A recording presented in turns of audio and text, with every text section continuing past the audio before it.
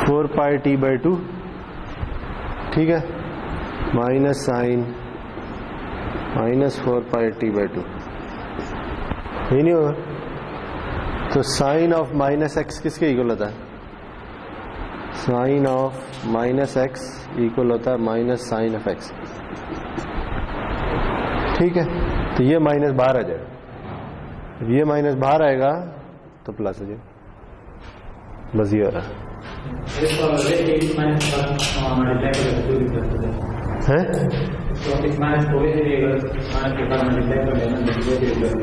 किस माइनस के साथ? इसे किसके साथ, इसे क्या करें? और एक ये है, क्या कर सकते हैं? ये बाहर निकल जाए, तो ये मैं भी कर रहा हूं, यही तो कह रहा हूं कि ये बाहर चला जाएगा। हाँ, तो इसका मतलब है कि ये माइनस बाहर चला जाएगा, तो ये जब माइनस बाहर जाएगा तो प्लस हो जाएगा, ठीक है।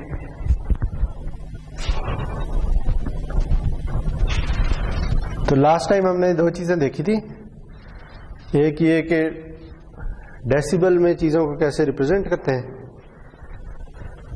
उसमें हमने तीन चीजें देखी थी। एक ये कि अगर रेशो दो डिफरेंट चीजों की है, दो डिफरेंट सिग्नल्स की पावर की है, तो फिर हम उसे डीबी में डिनोट करेंगे, ठीक है। जैसे सिग्नल टू नॉइज रेशो थी या पाथ लॉस था। इस तरह हमने देखा था कि अच्छा और भी होती है, सिग्नल टू इंटरफेरेंस रेशो भी हो सकती है और signal to interference plus noise ratio भी हो सकती है। दूसरी चीज हमने देखी थी कि अच्छा बैंडविड्थ कैसे डिफाइन करते हैं, उसमें हमने दो डेफिनेशंस देखी थी। एक ये कि XdB रिलेटिव बैंडविड्थ कैसे डिफाइन होती है, और दूसरा ये कि P% इंटीग्रल बैंडविड्थ कैसे डिफाइन होती है, ठीक है।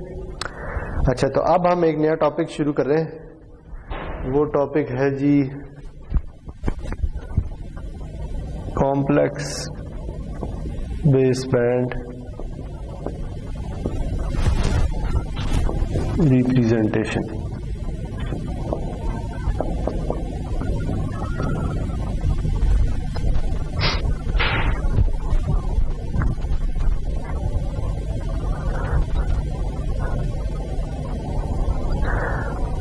अच्छा, अगर आपको याद, हमने शुरू के पहले या दूसरे लेक्चर में हमने एक ब्लॉक डायग्राम बनाई थी, ठीक है।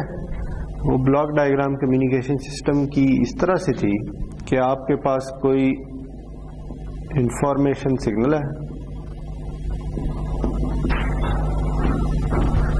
कोई सिग्नल है जो आपने एक पॉइंट से दूसरे पॉइंट तक पहुंचाना है, ठीक है।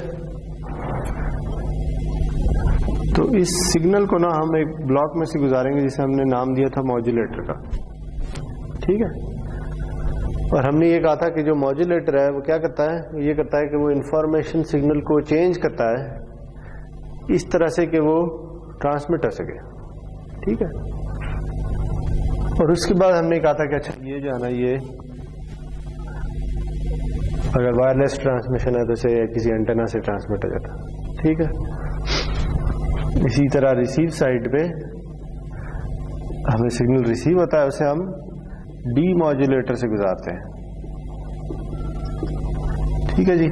और डीमॉड्यूलेटर जो है वो हमें इंफॉर्मेशन सिग्नल रिकवर करके देता है। आप ये कह रहे हैं रिकवर्ड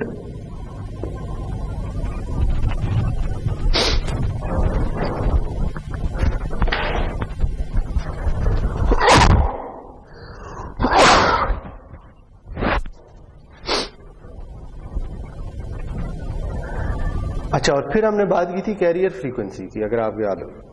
हमने ये कहा था कि ये अगर हमने एक से ज्यादा सिग्नल्स ट्रांसमिट करने हैं और एट अ टाइम करने हैं, यानी एक साथ ही करने हैं, तो फिर ये पॉसिबल नहीं है कि सब के सब जो है ना वो फ्रीक्वेंसी में एक ही जगह पे बैठे हुए हो, सही है। तो हमने ये कहा था कि अच्छा अगर ये हमारा फ्रीक्वेंसी बैंड है, ठीक है, कहीं यहां पे हम 0 पे है, सही है। तो अगर सारे मॉड्यूलेटर ये अपना सिग्नल इधर बनाना शुरू कर दें इस जगह पे, तो फिर मसला खड़ा हो जाएगा। मसला इसलिए खड़ा हो जाएगा कि फिर हर एक का सिग्नल दूसरे के साथ इंटरफेयर करना शुरू कर देगा। ठीक है, तो इसलिए क्या करते हैं हम ये करते हैं कि हम सिग्नल बनाते हैं लेकिन फिर उसे फ्रीक्वेंसी में शिफ्ट करके किसी खास फ्रीक्वेंसी बैंड में ले जाते हैं। ठीक है, जिस तरह हमने बात की थी कि अच्छा एफएम का अपना बैंड होता है। ठीक है जी, एफएम जो है वो चल रहा होता है, मेरे ख्याल में इधर रेंज लिखी हुई है, एक मिनट। एफएम की रेंज होती है जी 88 to 108 मेगाहर्ट्ज। ठीक है, तो अब ये जो कैरियर फ्रीक्वेंसीज हैं इनमें सिर्फ और सिर्फ एफएम की ट्रांसमिशन हो रही होगी और किसी की नहीं होगी। जैसे हम भी सुनते हैं कि अच्छा एफएम 100 है, 101 है, एफएम 99 है, तो इसका मतलब ये है कि एफएम 100 वाला जो स्टेशन है वो 100 मेगाहर्ट्ज की कैरियर फ्रीक्वेंसी पर ट्रांसमिट करता है। ठीक है, तो वो क्या करता है, अपना सिग्नल जो भी सिग्नल है उसे उठा के 100 मेगाहर्ट्ज पे ले आता है। इसी तरह एक और एग्जांपल है वाईफाई। वाईफाई जो है वो 2.4 गीगाहर्ट्ज कैरियर फ्रीक्वेंसी के अराउंड चल रहा होता है। ठीक है,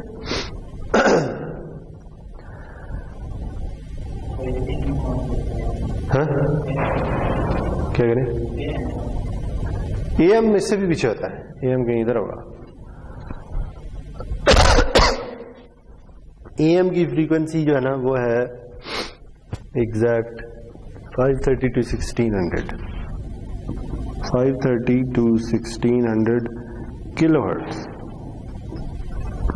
ठीक है, अच्छा एक और फायदा भी है फ्रीक्वेंसी में ऊपर जाने का। फ्रीक्वेंसी में ऊपर जाने का ये फायदा है कि जैसे जैसे आप हायर फ्रीक्वेंसी यूज करते हैं ना, आपको जो एंटेना चाहिए वायरलेस ट्रांसमिशन के लिए उसका साइज छोटा होता चला जाता है।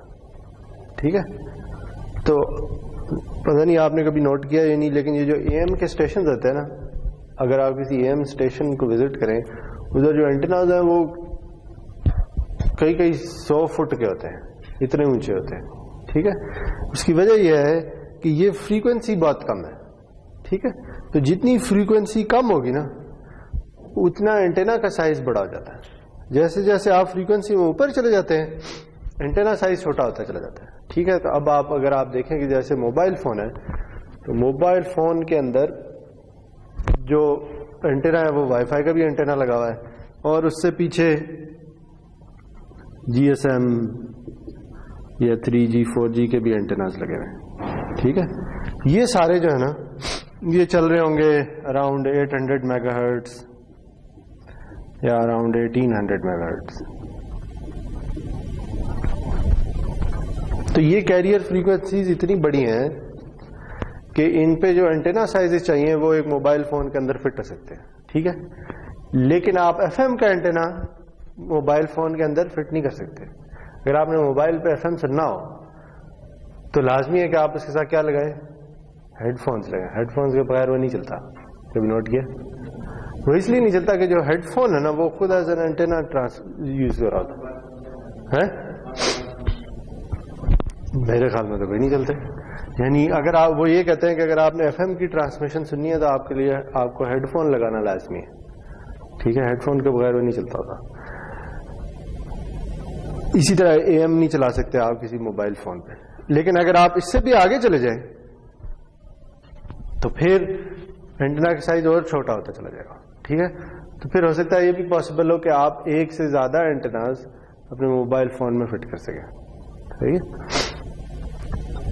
तो मकसद ये है जी कि हर जो एप्लीकेशन है ना वो अपनी अपनी कैरियर फ्रीक्वेंसी पे चल रही है, अपने अपने बैंड में चल रही है, ताकि सिग्नल जो है वो एक साथ ट्रांसमिट हो सके और वो आपस में इंटरफेयर भी ना करें। ठीक है, अगर आपने एफएम की ट्रांसमिशन सुननी है तो आप क्या करेंगे, आपको जो भी सिग्नल रिसीव हो रहा है उस पे एक फिल्टर लगा देंगे। ठीक है, ताकि वो फिल्टर एफएम की फ्रीक्वेंसीज के अलावा बाकी सारी फ्रीक्वेंसीज को खत्म कर दे। ठीक है, लेकिन फिर आपने क्या करना है कि ये जो एफएम की फ्रीक्वेंसी है ना, एक दफा आपने सब कुछ फिल्टर कर लिया, बाकी अब आप इसे वापस जीरो पे भी ला सकते हैं। ठीक है, जैसे आप ट्रांसमीटर पे से उठा के इधर से इधर लेके गए थे, रिसीवर पे अब आप उसे वापस जीरो पे भी ला सकते हैं। ठीक है। जब आप वापस 0 पे ले आएंगे तो फिर आप उसे प्रोसेस कर लेंगे। तो ये जो फ्रीक्वेंसी ट्रांसलेशन है ना, कि सिग्नल को इधर से उठा के इधर लेके जाना और फिर वापस लेके आना, ये मेन टॉपिक है इस डिस्कशन का, ठीक है। तो हम करेंगे क्या, हम पहला काम ये करेंगे कि हम ना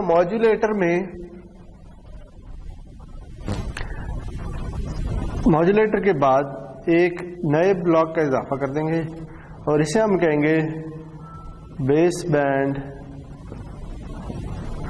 to pass band.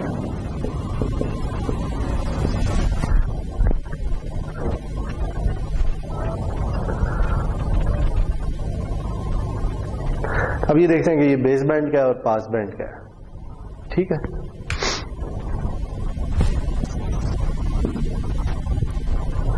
Base band signal किसी ऐसे सिग्नल को कहते हैं कि जो फ्रीक्वेंसी में 0 के अराउंड सेंटर्ड हो, ठीक है। से फॉर एग्जांपल कोई सिग्नल इस तरह का नजर आता है, तो ये मैं कहूंगा कि ये बेस बैंड सिग्नल है, ठीक है। चाहे इसकी ये जो एंड पॉइंट है ये जितना मर्जी बढ़ाओ, ये हो सकता है कि ये 1 किलोहर्ट्ज हो और ये -1 किलोहर्ट्ज हो सकता है किसी और एप्लीकेशन में ये 1 मेगाहर्ट्ज हो और ये -1 मेगाहर्ट्ज हो, ठीक है।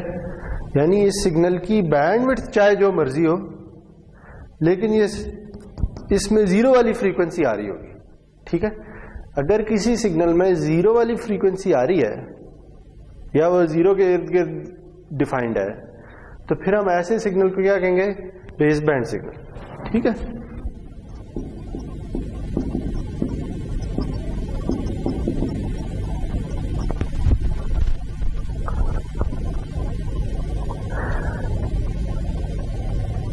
इसके बरक्स जो पास बैंड सिग्नल है,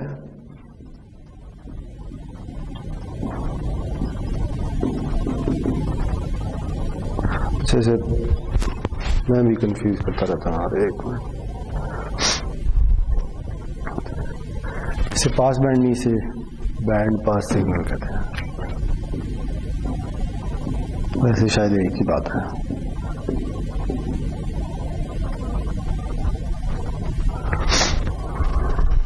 अच्छा, ये वो सिग्नल होता है कि जो फ्रीक्वेंसी में 0 के अराउंड नहीं बल्कि किसी नॉन जीरो फ्रीक्वेंसी के अराउंड सेंटर्ड हो, ठीक है जी। और इस फ्रीक्वेंसी को हम यूजुअली कहते हैं कैरियर फ्रीक्वेंसी।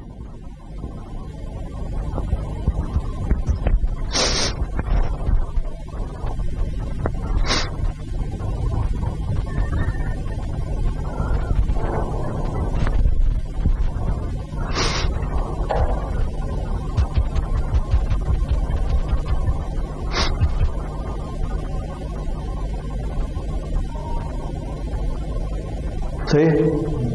अच्छा, दूसरी इंपॉर्टेंट बात यह है कि ये जो बैंड पास सिग्नल है ना, अच्छा इससे पहले वापस आ जाए। अच्छा, ये देखें कि ये जो बेस बैंड सिग्नल है, इसकी शेप से इस तरह की भी हो सकती है, ठीक है। ये शेप आपको क्या बता रही है? यानी एक सिग्नल है जिसकी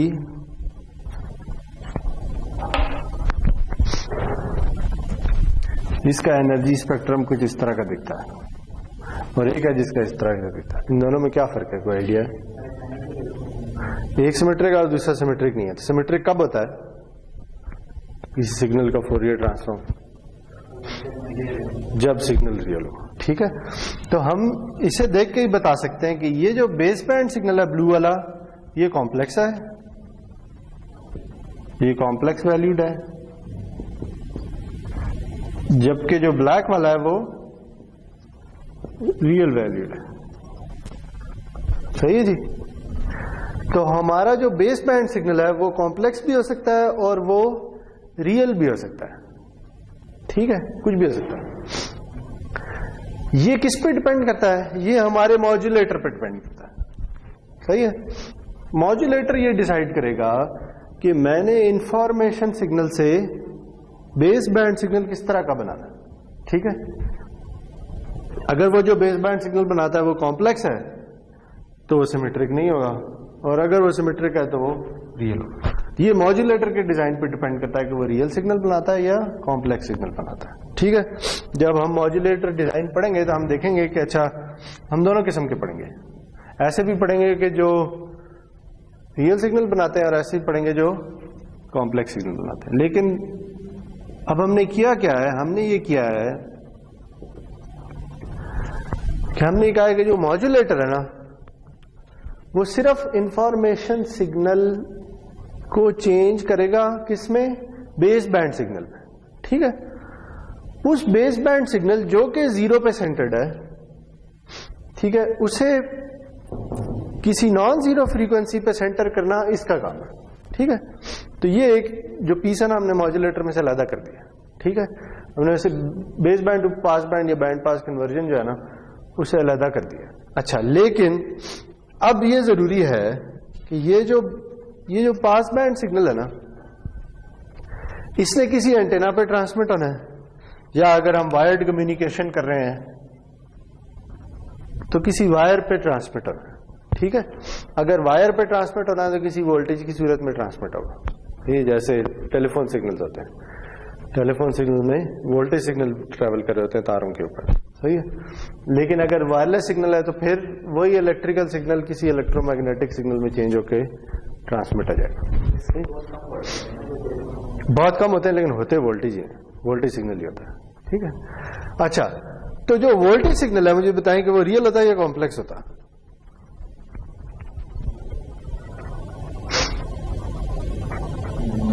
वोल्टेज रियल होता है। ठीक है, रियल का मतलब यह है कि कोई ऐसी चीज कि जिसे आप किसी वायर पे या किसी एंटेना के थ्रू ट्रांसमिट कर सकें। ठीक है, तो मकसद यह है जी कि ये जो पास बैंड सिग्नल ना जो इस ब्लॉक की आउटपुट है दूसरे की, लाजमी है कि वो रियल वैल्यूड सिग्नल हो। ठीक है, ताकि हम उसे किसी एंटेना के थ्रू या किसी वायर पे वोल्टेज की सूरत में ट्रांसमिट कर सकें। ठीक है, अच्छा, अगर ये जरूरी है कि ये रियल सिग्नल हो तो फिर क्या जरूरी है, इसका स्पेक्ट्रम किस तरह का हो, सिमेट्रिक हो। तो अगर इस सिग्नल का स्पेक्ट्रम सिमेट्रिक बनाना है तो ये किस तरह का होगा, क्या ख्याल है? ये वाला सिग्नल है,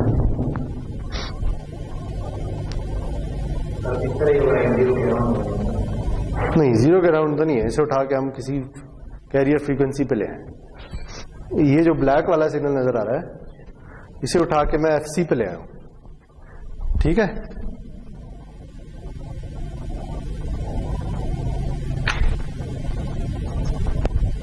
पहले तो मुझे बताएं कि ये आप सिमेट्रिक सिग्नल है या नहीं है, क्या ख्याल है? जब हम ये कहते हैं कि किसी रियल वैल्यूड सिग्नल का फोरियर ट्रांसफॉर्म सिमेट्रिक होता है तो किस फ्रीक्वेंसी के अबाउट सिमेट्रिक होता है?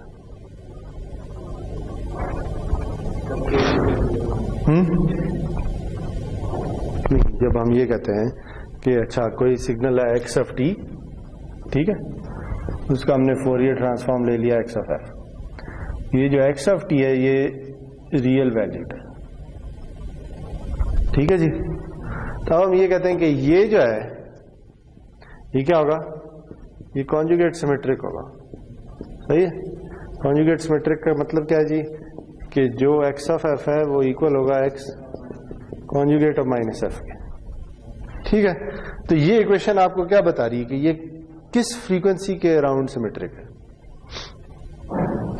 0 के अराउंड है, 100 के अराउंड है, 1 किलोहर्ट्ज के अराउंड है, किसके अराउंड है? इक्वेशन आपको बता रही है कुछ या नहीं बता रही? ये इक्वेशन क्या कहती है कि जो एक्स ऑफ 100 पे वैल्यू है वो माइनस 100 पे वही होगी। ठीक है, क्या ये इक्वेशन आपको ये बताती है कि जो वैल्यू 1010 पे है वही वैल्यू 990 पे होगी? कि ठीक है या गलत है? ये नहीं है ठीक, इसकी बजाय यहां पे क्या होना चाहिए, माइनस 1010 होना चाहिए। तो इसका क्या मतलब है कि ये जो फोरियर ट्रांसफॉर्म है ये 0 के अराउंड सिमेट्रिक है। ठीक है, अगर ये 0 है तो जो वैल्यू इधर है जीरो से जितना इधर उतना ही जीरो से पीछे चले जाएं तो उसका कॉन्जुगेट आ रहा होगा। ठीक है, ये नहीं कहता कि अगर कोई वैल्यू इस FC के अबाउट इस जगह पे है तो वो FC से थोड़ा पीछे चले जाए तो भी वही वैल्यू होगी, ये तो नहीं कह रहा ना। ये कह रहा है कि जो इधर वैल्यू है -FC से थोड़ा और पीछे चले जाए तो वही वैल्यू। ठीक है, तो फिर आपके ख्याल में इस सिग्नल को मैं उठा के इधर ले गया हूं तो इसे सिमेट्रिक बनाने के लिए क्या करना होगा? एक -FC पे भी इसकी कॉपी बनानी पड़ेगी जो इस तरह की हो। ठीक है, जब ये होगा तभी ये सिग्नल रियल वैल्यूड होगा। सही होगा। तो पता ये चला जी कि हमने जब मॉड्यूलेटर की आउटपुट हमारी बेस बैंड सिग्नल है, वो रियल भी हो सकता है, वो कॉम्प्लेक्स भी हो सकता है। इसे हम कन्वर्ट करेंगे एक बैंड पास सिग्नल में, लेकिन जो बैंड पास सिग्नल है उसमें दो खसूसियात हैं। एक ये कि वो जीरो के अराउंड नहीं बल्कि किसी नॉन जीरो फ्रीक्वेंसी के अराउंड सेंटर्ड है, और दूसरा वो रियल वैल्यूड है। रियल वैल्यूड है तो लाजमी है कि जो FC पे वैल्यू है -FC पे उसका कॉन्जुगेट हो। ठीक है, तो अगर मैं ये ब्लू वाले सिग्नल को अगर हम बेस बैंड से बैंड पास में कन्वर्ट करें तो वो किस तरह का नजर आएगा? पहले मैं इसे उठा के इधर ले गया हूं। ठीक है, तो इधर क्या आएगा? इधर इसका मिरर इमेज आ जाएगा। ठीक है जी, सही है। तो ये जो बेस बैंड से बैंड पास में कन्वर्जन है ना, वो कुछ इस तरह का काम कर रही है। सही है।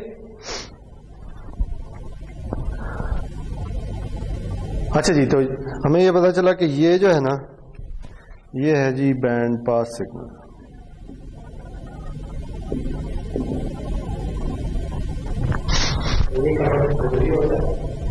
देखिए ये कन्वर्जन क्यों जरूरी है? पहली बात यह है कि अगर ये कॉम्प्लेक्स है तो फिर इसे रियल में कन्वर्ट करना लाजमी है, वरना तो हम इसे ट्रांसमिट ही नहीं कर सकते। ठीक हो गया, पहले तो मसला ये है। लेकिन अगर ये रियल वैल्यूड भी है, अगर ये रियल भी है, तो फिर हमने ये कहा है कि किसी कैरियर फ्रीक्वेंसी पे ले जाना क्यों लाजमी है? इसलिए लाजमी है ताकि इसके साथ कोई और इंटरफेयर ना करे। ठीक है, अगर यहीं पे एक और मॉड्यूलेटर आ जाता है, ठीक है, इधर ही एक और मॉड्यूलेटर आ जाता है जो कहता है मेरा सिग्नल जाना वो ये है, मैंने भी ट्रांसमिट करना। ठीक है, तो अब क्या है? अब ये दोनों इकट्ठे ट्रांसमिट नहीं कर सकते, क्योंकि अगर दोनों इकट्ठे एक ही टाइम पे ट्रांसमिट करेंगे तो इनकी फ्रीक्वेंसी में ये दोनों ओवरलैप करना शुरू कर देंगे। तो अब क्या लाजमी है? लाजमी ये है कि इस सिग्नल को उठा के क्या किया जाए, किसी और कैरियर फ्रीक्वेंसी पे ले जाया जाए। ठीक है, तो से फॉर एग्जांपल ये वाईफाई का सिग्नल है और ये जो छोटा वाला ट्रायंगल ये FM का सिग्नल है। ठीक है,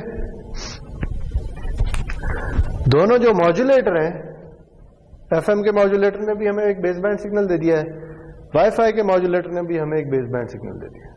दोनों को हम इकट्ठा एक ही फ्रीक्वेंसी पे ट्रांसमिट नहीं कर सकते, तो हम क्या करेंगे? इसे उठा के FM की फ्रीक्वेंसी पे ले जाएंगे, इसे उठा के वाईफाई की फ्रीक्वेंसी पे ले जाएंगे। ठीक है, ताकि ये दोनों आपस में ओवरलैप ना करें, एक ही टाइम पे दोनों ट्रांसमिट करें। समझ आ गई? दूसरा, अगर ये दोनों में से कोई कॉम्प्लेक्स है तो जब वो इधर जाएगा तो उसी की मिरर कॉपी दूसरी तरफ भी बन जाएगी, तो वो खुद ब खुद रियल वैल्यूड हो जाएगा। ठीक है, तो ये जो base band to band pass conversion है इसलिए जरूरी है।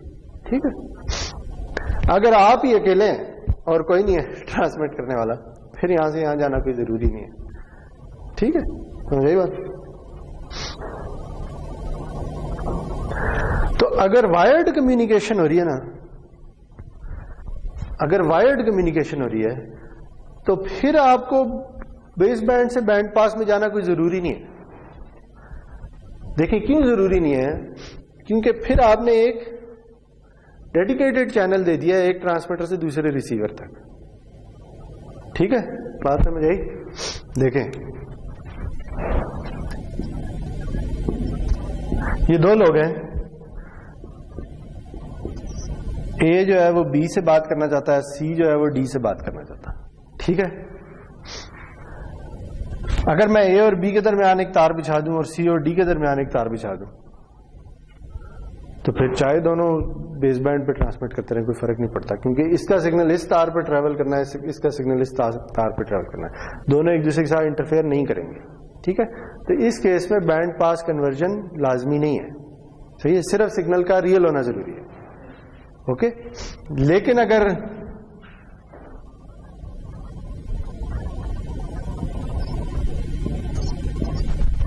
इस तरह का कनेक्शन है तो फिर अब ये दोनों बेस बैंड सिग्नल ट्रांसमिट नहीं कर सकते, ठीक है, क्योंकि अब इन दोनों का सिग्नल एक ही तार पे ट्रेवल करना, सही है जी। तो अब लाजमी है कि इन दोनों के सिग्नल को डिफरेंट फ्रीक्वेंसीज पे रखा जाए, हाँ समझ आएगी। और अगर वायरलेस है तो फिर भी जरूरी, क्योंकि फिर तो हर चीज हवा में ट्रांसमिट हो रही है, तो हवा में कौन किसके साथ मिक्स होगा ये आप कुछ नहीं कह सकते, सही है। चलेंगे, तो ये समझ आ गई है कि ये बैंड पास, बेस बैंड से बैंड पास में जा क्यों रहे हैं। अब अगर जा रहे हैं तो रिसीवर साइड पे वापस भी आना पड़ेगा, ठीक है। जब रिसीव सिग्नल आप करेंगे तो जो वाईफाई का रिसीवर है उसे पता है मेरा सिग्नल इस कैरियर फ्रीक्वेंसी पे आना है, ठीक है। तो वो इस कैरियर फ्रीक्वेंसी के अराउंड एक लो पास फिल्टर लगाएगा और इस सिग्नल को उठा के इधर ले आएगा, ठीक है, बात समझ आई। इसी तरह जो एफएम वाला है वो इस सिग्नल को पकड़ेगा और उठा के वापस बेस बैंड पे ले आएगा। अच्छा, बेस बैंड पे वापस लाना क्यों जरूरी है? देखें, ये यूजुअली ना जो डिजिटल कम्युनिकेशन सिस्टम होते हैं ना, उनमें यह हो रहा होता है कि जब आप सिग्नल रिसीव करते हैं ना तो उस सिग्नल को आप सबसे पहले सैंपल करते हैं, ठीक है, और सैंपल करने के बाद आप उसे प्रोसेस करते हैं, सही है जी। अब सैंपल अगर किसी सिग्नल को करना है तो उसके लिए एक चीज सेटिस्फाई होनी चाहिए, उसका क्या नाम है, याद है? किसी सिग्नल को अगर एक सैंपल करना है तो उसके लिए कंडीशन सेटिस्फाई होनी चाहिए, कंडीशन का क्या नाम है?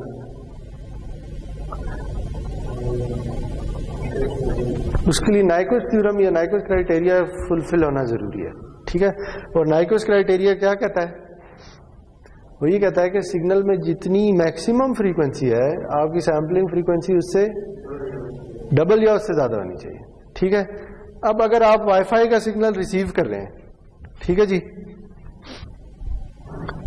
सही है, आप वाईफाई का सिग्नल रिसीव कर रहे हैं से वो 1 मेगाहर्ट्ज की बैंडविड्थ का, और जो एफसी की वैल्यू है वो है 2.4 गीगाहर्ट्ज, ठीक हो गया। एक बंदा कहता है कि यार मैं ना इसे वापस बेस बैंड में नहीं ले जाना चाहता, मैं इसे ऐसे ही प्रोसेस करना चाहता हूं, ठीक है, यानी मैंने अपने सिग्नल को उठा के वापस जीरो पे नहीं लाना, मैंने ऐसे ही प्रोसेस करना है। तो फिर मुझे इस सिग्नल को सैंपल करना है। अगर इस सिग्नल को सैंपल करना है तो मुझे सैंपलिंग फ्रीक्वेंसी क्या चाहिए होगी? इस सिग्नल में मैक्सिमम फ्रीक्वेंसी क्या है? ये जो बना हुआ है,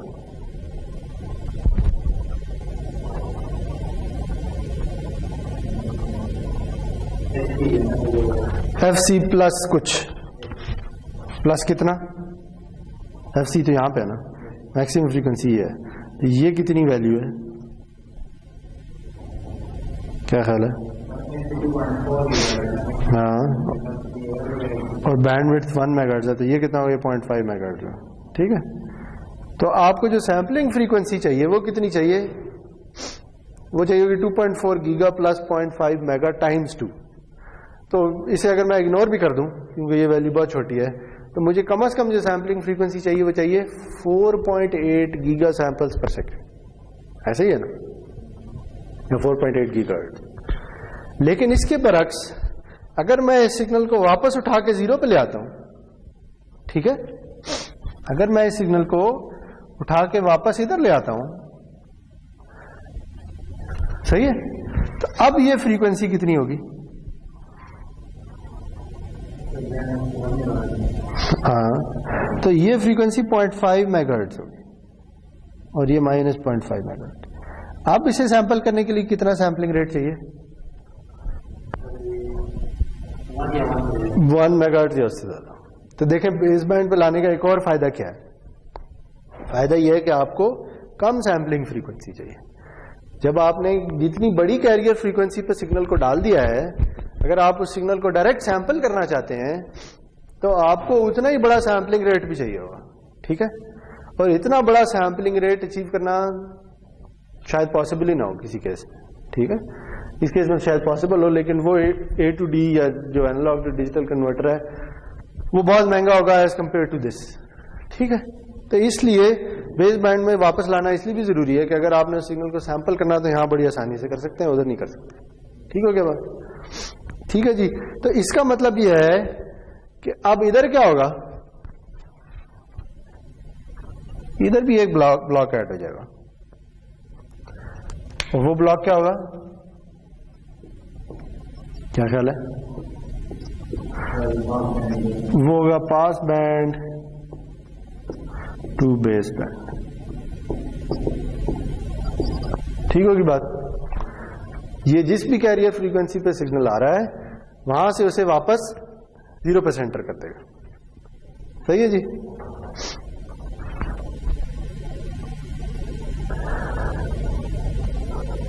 तो अब सवाल यह है कि ये base band to pass band और pass band to base band conversion होती कैसे है?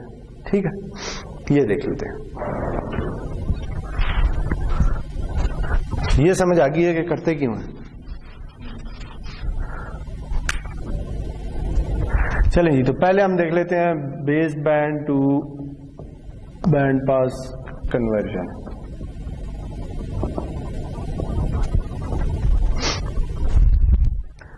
अच्छा जी, इसमें हमने क्या करना है?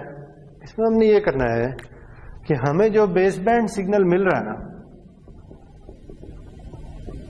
उसे हम नाम दे देते हैं। उसे हम कहते हैं ये है जी XZT।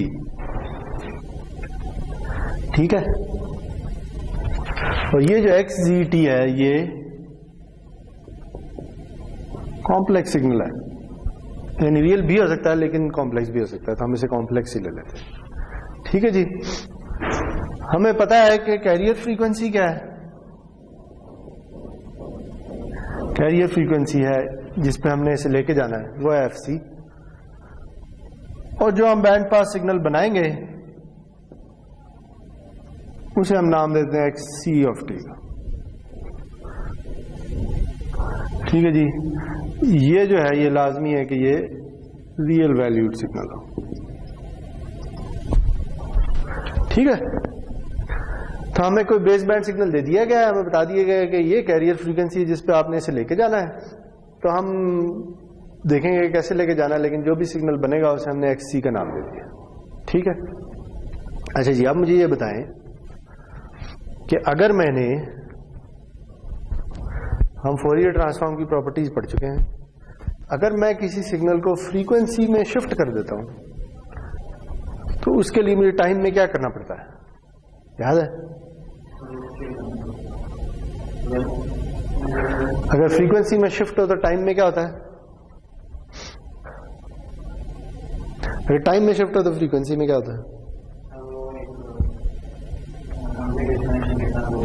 एक कॉम्प्लेक्स एक्सपोनेंशियल से मल्टीप्लाई करना है। तो इस केस में भी हमें एक कॉम्प्लेक्स एक्सपोनेंशियल से मल्टीप्लाई करना है सिग्नल को। ठीक है जी। तो हम क्या करेंगे, हम करेंगे XZ(t) इनटू कॉम्प्लेक्स एक्सपोनेंशियल जिसकी फ्रीक्वेंसी क्या होनी चाहिए, जितना शिफ्ट देना है। तो शिफ्ट देना कितना है, कैरियर फ्रीक्वेंसी के जितना शिफ्ट देना। ठीक है? तो हम क्या करेंगे XZ(t) और इसे मल्टीप्लाई कर देंगे कॉम्प्लेक्स एक्सपोनेंशियल से जिसकी फ्रीक्वेंसी FC है। ठीक है?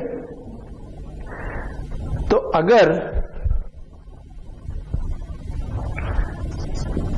अगर ये सिग्नल कुछ इस तरह का था तो अब क्या होगा, अगर ये जो है ये है XZ(f). ठीक है जी। यानी जो भी सिग्नल है XZ(t) उसका फोरियर ट्रांसफॉर्म इस तरह का नजर आता है। ठीक है? तो फिर इसका फोरियर ट्रांसफॉर्म क्या होगा, इस पूरी चीज का क्या ख्याल है? वो FC पे शिफ्ट है। ठीक है जी, तो अब हमें क्या चीज मिलेगी, हमें यह मिलेगा। ठीक है, ये किसका फोरियर ट्रांसफॉर्म है, इसका। ठीक है जी, तो हमने आधा काम तो कर लिया है। आधा काम क्या कर लिया है कि इस सिग्नल को हम उठा के FC पे ले गए। एक काम और भी करना है, वो क्या करना है,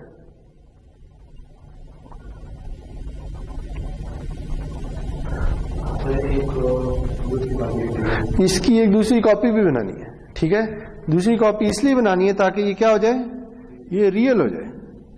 अब सवाल ये है कि इसकी दूसरी कॉपी कैसे बनाएंगे। ठीक है,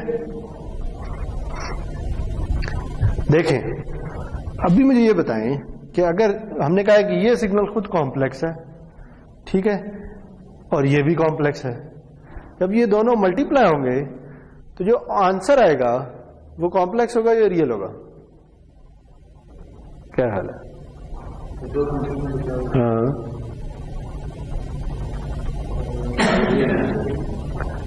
क्यों जरूरी है रियल आना चाहिए? हाँ,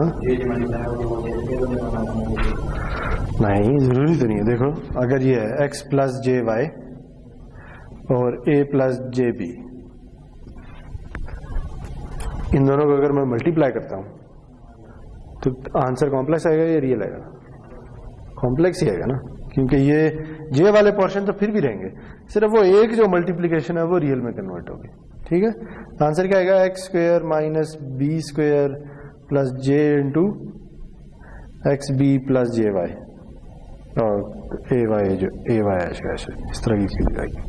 ठीक है, तो अगर आप किसी कॉम्प्लेक्स सिग्नल को कॉम्प्लेक्स सिग्नल से मल्टीप्लाई करें या किसी रियल सिग्नल को कॉम्प्लेक्स सिग्नल से मल्टीप्लाई करें, ये x g of t real भी तो हो सकता है, लेकिन ये खुद कॉम्प्लेक्स है। ठीक है, तो इसका जो आंसर आएगा वो कॉम्प्लेक्स ही होगा। ठीक है, तो इसका मतलब ये है कि जब हमने इस सिग्नल को इससे मल्टीप्लाई किया है तो ये शिफ्ट तो हो गया है FC पे, लेकिन ये अभी भी कॉम्प्लेक्स ही है, रियल नहीं हुआ। रियल तब होगा जब इसकी एक कॉपी इधर भी आएगी, ऐसे ही है ना। तो हम ये करते हैं, हम ना इसे रियल बनाने के लिए क्या करते हैं, बड़ा सादा सा काम करते हैं, इसका रियल पार्ट ले लेते हैं। ये जो भी कॉम्प्लेक्स सिग्नल बना ना, उसका रियल पोर्शन ले लेते हैं। अगर हम इसका रियल पोर्शन ले लें तो जो आंसर आएगा वो तो रियल ही होगा ना, क्योंकि उसमें से हमने कॉम्प्लेक्स पोर्शन खुद से निकाल दिया। ठीक है, बात समझ आई? तो अब ये देखते हैं कि ये रियल पार्ट लेने से क्या होता है। ठीक है, तो मैं ना इस सिग्नल को एक नाम दे देता हूं, मैं इस सिग्नल को कह देता हूं से ये जो है ना, ये है एक्स आई ऑफ टी। ठीक है जी,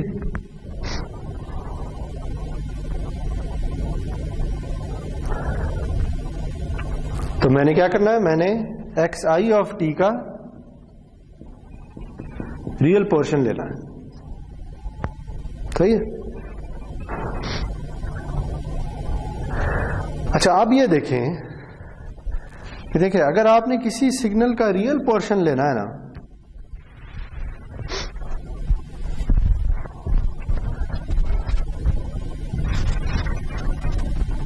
तो वो ऐसे ही है कि आप उस सिग्नल को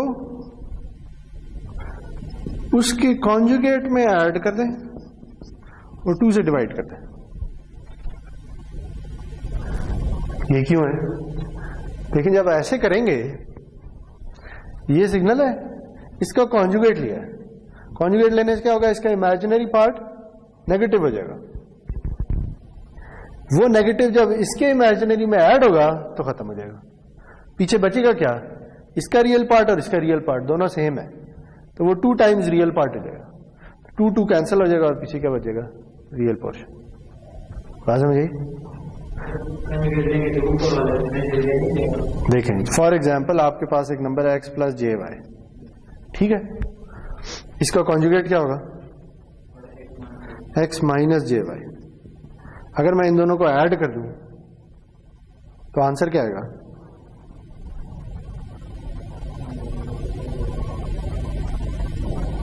2x नहीं आएगा, क्योंकि ये दोनों तो कैंसिल हो जाएंगे। तो अगर मैं इसे 2 से डिवाइड भी कर दूं तो इधर भी 2 से डिवाइड होगा, तो आंसर आखिर में क्या आएगा? x। ये क्या है? ये है real part of x plus j y, ऐसे ही नहीं है? समझ आई बात? तो इधर मैंने एग्जैक्टली यही काम किया। अगर मुझे एक्स आई टी का रियल पार्ट चाहिए तो वो ऐसे ही है कि मैं एक्स आई टी में एक्स आई टी का कॉन्जुगेट ऐड करके 2 से डिवाइड कर दूं। हाँ, तो यही तो मैं कह रहा हूं, ये पूरी चीज इसके इक्वल है। यानी किसी सिग्नल या किसी कॉम्प्लेक्स नंबर का रियल पार्ट लेना ऐसे ही है कि आप उस सिग्नल को उसके कॉन्जुगेट में ऐड करके 2 से डिवाइड कर दें।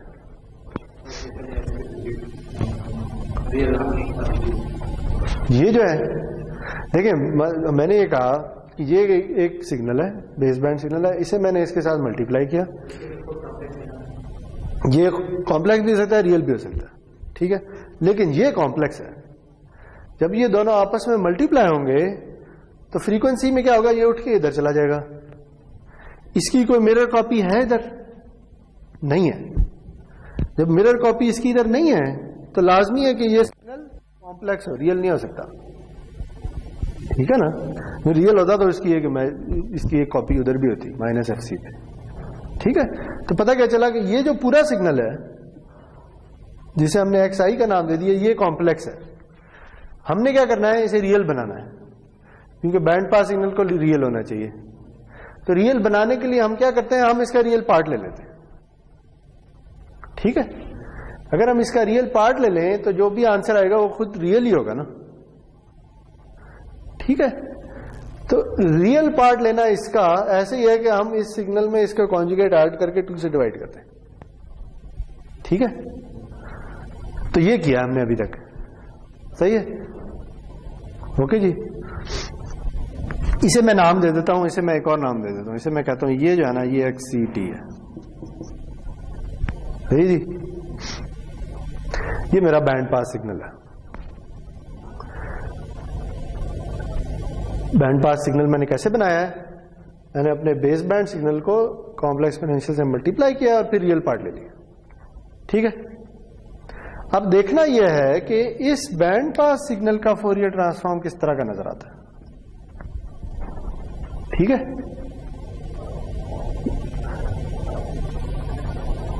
ओके, तो देखें, अगर मैं इधर का इस साइड का फोरियर ट्रांसफॉर्म लेता हूं तो इस साइड का भी फोरियर ट्रांसफॉर्म लूंगा, तो यहां क्या बनेगा? यहां बनेगा xi ऑफ f, ठीक है, प्लस बनेगा xi ऑफ -f और साथ कॉन्जुगेट भी आएगा, ठीक है, और डिवाइड बाय 2 वैसे ही आ जाएगा। कॉन्जुगेट का मतलब है कि नेगेटिव साइड पे उसका कॉन्जुगेट है।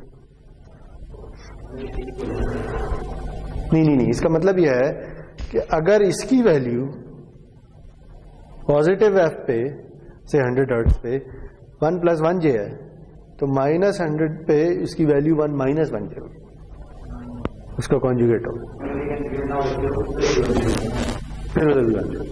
एग्जैक्टली। देखिए ये क्या बना? ये बन गया, सही है? तो अब ये देखें कि ये अगर मैं प्लॉट करूं तो ये क्या है? ये तो मैंने पहले ही प्लॉट किया है, तो यही चीज है ना। लेकिन ये किसका फोरियर ट्रांसफॉर्म है? इसका फोरियर ट्रांसफॉर्म। ये मैं प्लॉट कर चुका हूं, सही? ये क्या चीज है? ये इसका फ्लिप्ड और कॉन्जुगेट वर्जन है। तो अगर मैं इसे फ्लिप कर दूं तो फ्लिप होके कहां जाएगा? -fc पे चला जाएगा, ठीक है? तो ये इस तरह की चीज बनेगी। तो देखें, जब हमने उसका रियल पार्ट लिया है तो फ्रीक्वेंसी में खुद ब खुद उसकी कॉपी बन गई। हाँ, अब जो 2 से डिवीजन है उसका क्या करना है, ये सवाल है, ठीक है जी? देखें, अगर इसकी मैक्सिमम वैल्यू 1 थी तो इसकी मैक्सिमम वैल्यू क्या होगी? 1/2, और इसकी भी मैक्सिमम वैल्यू क्या होगी? 1/2, ठीक है? तो अब ये देखना है कि ये 1/2 का क्या करें, सही है? अच्छा जी, तो हम ये कहते हैं कि हम ना ये जो बेस बैंड से बैंड पास में कन्वर्जन कर रहे हैं ना, ये ऐसी होनी चाहिए कि सिग्नल की एनर्जी चेंज ना हो। ठीक है, जो बेस बैंड सिग्नल की एनर्जी थी वही बैंड पास सिग्नल की एनर्जी होनी चाहिए। ठीक है, अब मुझे ये बताएं कि अगर एनर्जी इधर निकालनी है तो कैसे निकालेंगे? हाँ, इसकी अगर एनर्जी निकालनी है इस सिग्नल की तो कैसे निकालेंगे? यस, इसका एनर्जी स्पेक्ट्रम कैलकुलेट करें और उसे इंटीग्रेट कर दें, यही करेंगे ना। ठीक है, तो अगर इसका एनर्जी स्पेक्ट्रम कैलकुलेट करना है तो वो क्या होगा, वो इसका मैग्नीट्यूड स्क्वायर ले लें। ठीक है जी, तो वही आ जाएगा। अगर इसकी मैक्सिमम वैल्यू 1 थी तो मैग्नीट्यूड स्क्वायर लेके भी वैल्यू 1 ही आएगी। ठीक हो गया? तो ये क्या है, अब ये बेस बैंड सिग्नल का एनर्जी स्पेक्ट्रम बन गया। सही हो गया? अब अगर हमने इसका एनर्जी स्पेक्ट्रम लेना है तो हम क्या करेंगे, इसका भी मैं कॉन्जुगेट जब मैग्नीट्यूड स्क्वायर ले लेंगे, जब इसका मैग्नीट्यूड स्क्वायर लेंगे तो यहां पे क्या आएगा, ये 1/4 हो जाएगा और ये भी 1/4 हो जाएगा। ठीक है, तो पता क्या चला, पता ये चला जी कि जो GXC ऑफ F है वो इक्वल है GXI of F by 4 plus GXI of F by 4 के।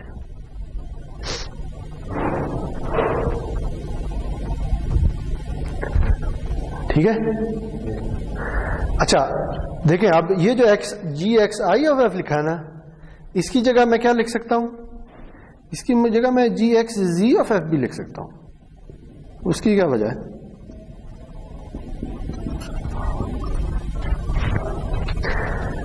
देखिए, XI XZ से कैसे बना है, XZ को इससे मल्टीप्लाई किया, इसका मैग्नीट्यूड स्क्वायर क्या होता है? हाँ, 1 होता है। ठीक है, इसका मतलब यह है कि इस पूरे सिग्नल का जो एनर्जी स्पेक्ट्रम होगा वो इक्वल होगा इसकी, क्योंकि इसने तो कुछ भी नहीं करना। ठीक है, तो GXI ऑफ F और GXZ ऑफ F इक्वल होंगे। ठीक हो गया? तो टोटल क्या बनेगा, टोटल बनेगा GXZ of F bye 2।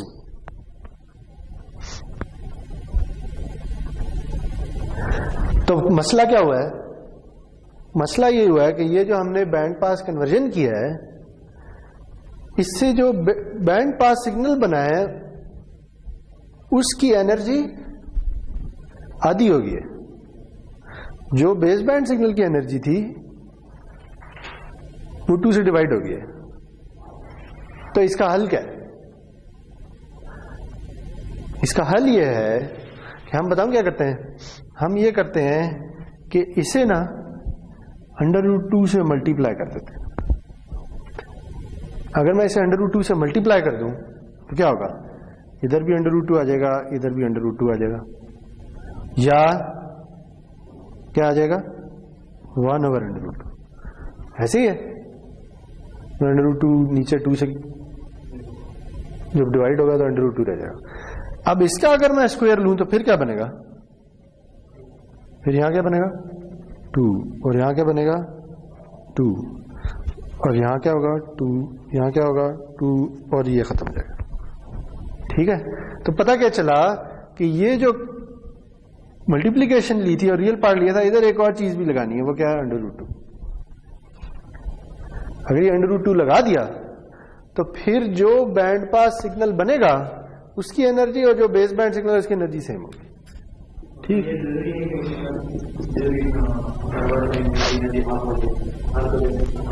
Her frequency के लिए हमने यहाँ तो कोई अज्यूम नहीं किया ना कि इसका फोरियर ट्रांसफॉर्म किस तरह का, ये तो मैंने ऐसी एक एग्जांपल बना दी, कुछ भी हो सकता है, जो भी होगा एनर्जी हाफ हो जाएगी, इसलिए लाजमी है कि ये √2 लगाया जाए। ठीक है, बात समझ आई? तो ये total band pass, sorry base band to band pass conversion है।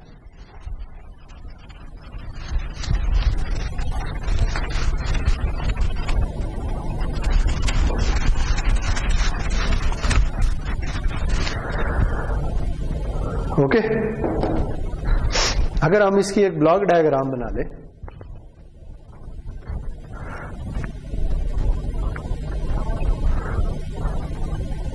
तो ब्लॉक डायग्राम बनाने से पहले इसे थोड़ा सिंप्लीफाई कर लेते हैं।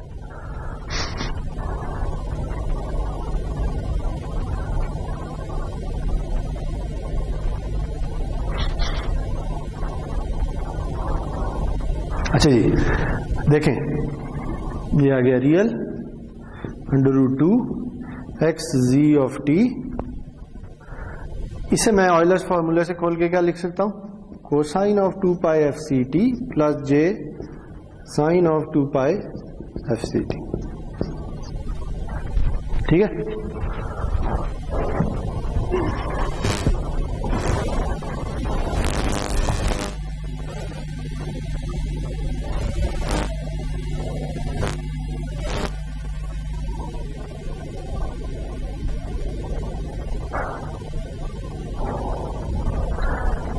चूंकि ये खुद से एक कॉम्प्लेक्स नंबर है तो हम ना इसे भी रियल और इमेजिनरी में लिख लेते हैं।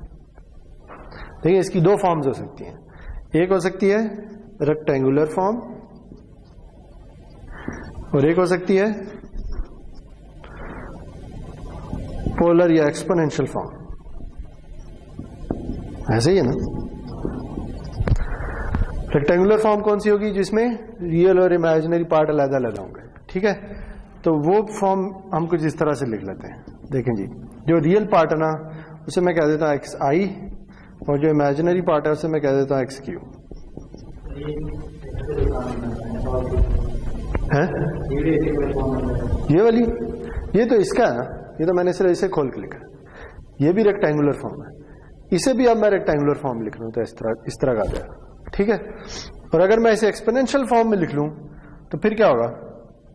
फिर कोई एम्पलीट्यूड, मैग्नीट्यूड और फेज आ रहा होगा। तो से मैं जो मैग्नीट्यूड ऐसे लिख लेता हूं और जो फेज है उसे ऐसे लिख लेता हूं। ठीक है, इन दोनों के दरमियान रिलेशनशिप क्या होगा?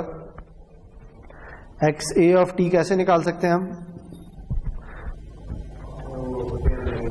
X i square t plus x q square t magnitude square. ठीक है, और एक्स पी कैसे निकाल सकते हैं?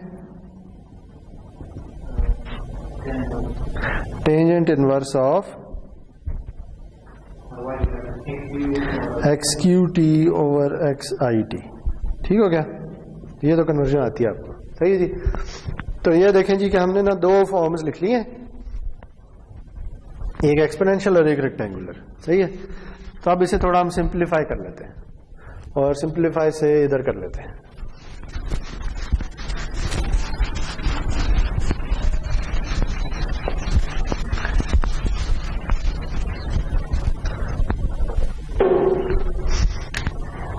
अच्छा जी, तो ये क्या बनेगा? X c t equals real part of √2 x i t plus j x q T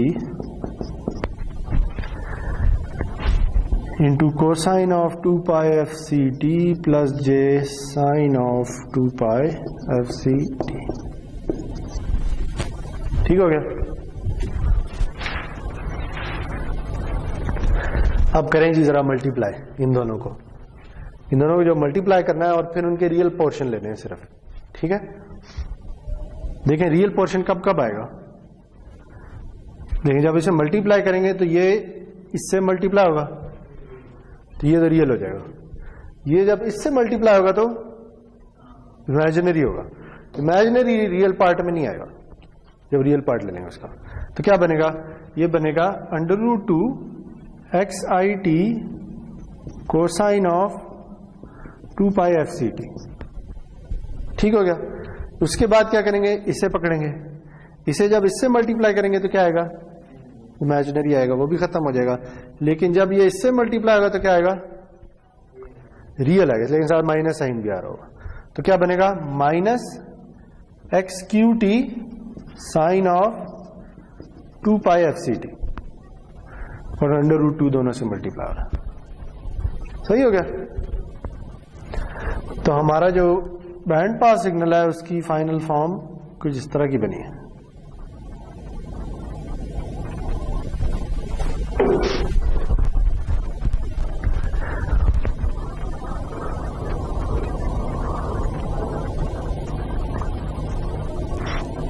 ठीक है।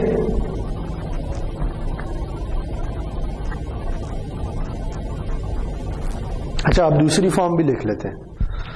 दूसरी फॉर्म क्या है? X c t equals √2 x a t e j x p t.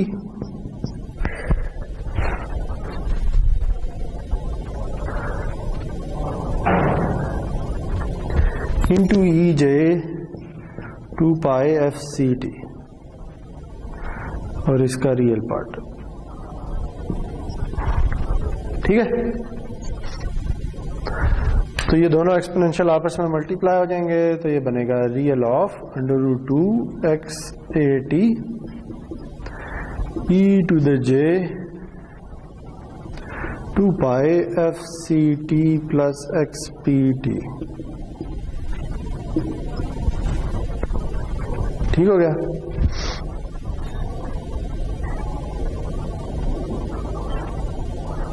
ठीक, दोनों एक्सपोनेंशियल्स को मैंने मल्टीप्लाई कर दिया। ये बताइए, ये रियल है या कॉम्प्लेक्स है? जो मैग्नीट्यूड है एक्स ए टी क्या है? X a T x G T का मैग्नीट्यूड है और ये फेज है। तो ये जो मैग्नीट्यूड है ये रियल होता है या कॉम्प्लेक्स होता है? मैग्नीट्यूड कैसे निकालते हैं? रियल होता है। ठीक है, तो ये रियल है, ये कॉम्प्लेक्स है। तो जब इस पूरी चीज का रियल पार्ट लेंगे तो क्या आएगा? यही √2 रियल है, ये तो ऐसे ही आ जाएगा। एक्स ए टी रियल है, ये भी ऐसे ही आ जाएगा। इसका रियल पार्ट क्या होगा? Cosine of 2 pi f c t plus x p t. ठीक है, तो ये देखें, ये तीनों हमने अब 3 डिफरेंट फॉर्म्स निकाल ली हैं बैंड पास सिग्नल की। ठीक है, एक फॉर्म ये है कि बेस बैंड सिग्नल को ऐसे मल्टीप्लाई करो, √2 से मल्टीप्लाई करो, रियल पोर्शन ले लो। एक ये वाली है और एक ये वाली है। तीनों ही फॉर्म्स एक जैसी है। ठीक है, बस डिफरेंट डिफरेंट तरीकों से लिख लिया उसने। सही है, बात समझ आई? तो एक ये है, एक सॉरी ये नहीं, ये है और एक ये है।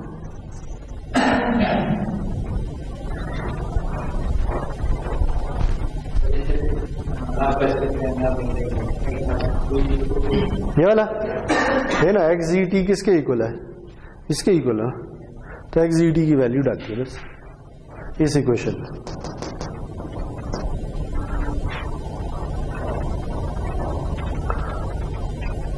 ठीक है जी, ये जो फॉर्म है ना, इसे कैनोनिकल फॉर्म भी कहते हैं। नाम याद रखना कोई जरूरी नहीं है, लेकिन बस मैंने वैसे ही बता दिया, फिर कहीं जिक्र हो जाए तो आपको बताओ। ठीक है जी। अच्छा, तो अब 2 मिनट ऊपर हो गए, लेकिन मैं ना एक छोटी सी चीज ड्रॉ करना चाहता हूँ और फिर हम खत्म कर लेंगे। देखिए, अगर हम इस बैंड पास सिग्नल की इस फॉर्म को पकड़ लें, ठीक है, तो देखें जरा इसमें हो क्या रहा है। देखिए, आपके पास 2 सिग्नल आ रहे हैं, एक एक्स आई टी और एक एक्स क्यू टी। ठीक है, एक्स आई टी आपके बेस बैंड सिग्नल का रियल पार्ट है, एक्स क्यू टी आपके बेस बैंड सिग्नल का इमेजिनरी पार्ट है। ठीक है, सही हो गया। देखिए, ये 2 सिग्नल बजाते खुद रियल है। ठीक है, जितना सिग्नल ये रियल है उतना ये भी रियल है। सिर्फ जब हम इसे रिप्रेजेंट करते हैं ना इकट्ठे करके, तो हम ये कह देते हैं ये इसका इमेजिनरी पार्ट है। ठीक है, लेकिन ये खुद से एक सिग्नल है। हाँ, समझ आ रही है? तो अब देखेंगे ये इक्वेशन क्या कहती है। ये इक्वेशन ये कहती है कि इसे पकड़ो एक्स आई टी को और इसे मल्टीप्लाई कर दो किसके साथ? कोसाइन के साथ।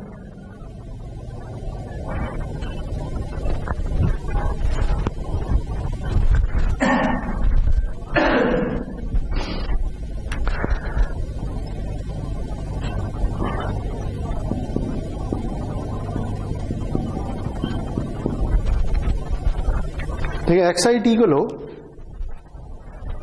ठीक है, और इसे मल्टीप्लाई कर दो एक कोसाइन के साथ। ठीक है, कोसाइन हम कैसे जनरेट करेंगे? एक ऑसिलेटर से। ठीक है, और ना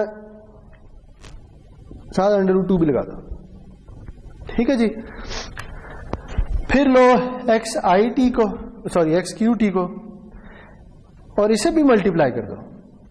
लेकिन इसे किसके साथ मल्टीप्लाई करना है?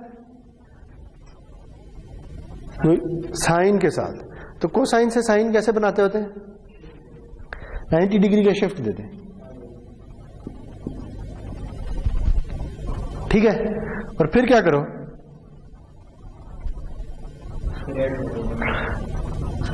फिर ये कर दो। सही है, तो जो चीज बनेगी वो क्या होगी? Band pass signal. ठीक है, तो किसी भी कम्युनिकेशन सिस्टम में बैंड पास, बेस बैंड से बैंड पास कन्वर्जन बिल्कुल इसी तरीके से होती है। ठीक है, क्या होता है? एक ऑसिलेटर लगा होता है। ठीक है जी, आपके पास दो सिग्नल आ रहे होते हैं, एक XI और एक XQ। ठीक है, आप XI को मल्टीप्लाई करते हैं कोसाइन के साथ, XQ को मल्टीप्लाई करते हैं साइन के साथ, और दोनों को ऐड सब्ट्रैक्ट करके बैंड पास सिग्नल बना लेते हैं। सही हो गया? देखिए, अब ये जो I है ना, इस I से, इस I का एक नाम है, इस I को कहते हैं इन फेज कॉम्पोनेंट। ठीक है जी, और इस Q का भी एक नाम है, इस Q को कहते हैं क्वाड्रेचर कॉम्पोनेंट। ठीक है, क्यों कहते हैं? वो इसलिए कहते हैं कि देखें, हम ना कम्युनिकेशन सिस्टम में जब भी एक ऑसिलेटर बनाते हैं ना, तो हम ये अज्यूम करते होते हैं कि ऑसिलेटर की आउटपुट एक कोसाइन होती है, वरना तो साइन भी हो सकती है। लेकिन हम ये कहते हैं कि अच्छा, एक ऑसिलेटर की आउटपुट जो है ना वो कोसाइन होती है। तो जो ये जो इन फेज कॉम्पोनेंट है ना, इसका मतलब ये है कि ये डायरेक्टली कोसाइन के साथ मल्टीप्लाई हो रहा है। और क्वाड्रेचर का क्या मतलब होता है? क्वाड्रेचर का मतलब होता है 90 डिग्री का शिफ्ट। तो ये जो क्वाड्रेचर कंपोनेंट है, ये किसके साथ मल्टीप्लाई हो रहा है? 90 डिग्री के शिफ्ट के साथ। इस वजह से क्वाड्रेचर कह देते हैं, ऐसे इन फेज कह देते हैं, वरना कोई ये देखे ना, ये होता है ना, यहां तक मुझे याद है, cosine of 2 pi FCT minus π/2 equals sine of 2 pi FCT। इसी तरह नहीं होता? यही रिलेशनशिप होता है, कोसाइन कोसाइन प्लस, हाँ यही होता है। ठीक है, तो आपको बेसिकली π/2 का शिफ्ट देना है, प्लस π/2 करेंगे तो ये माइनस आ जाएगा। ठीक है, इसलिए माइनस ही होता है। सही हो गया? तो ये क्या है कि ये टोटल बेस बैंड से बैंड पास कन्वर्जन। सही है, किसी भी कम्युनिकेशन सिस्टम में ये लाजमी हो रही होगी। पीछे मॉड्यूलेटर जैसे मर्जी बन रहा है, ठीक है, इसके पीछे क्या लगा हुआ है? इसके पीछे मॉड्यूलेटर लगा हुआ है।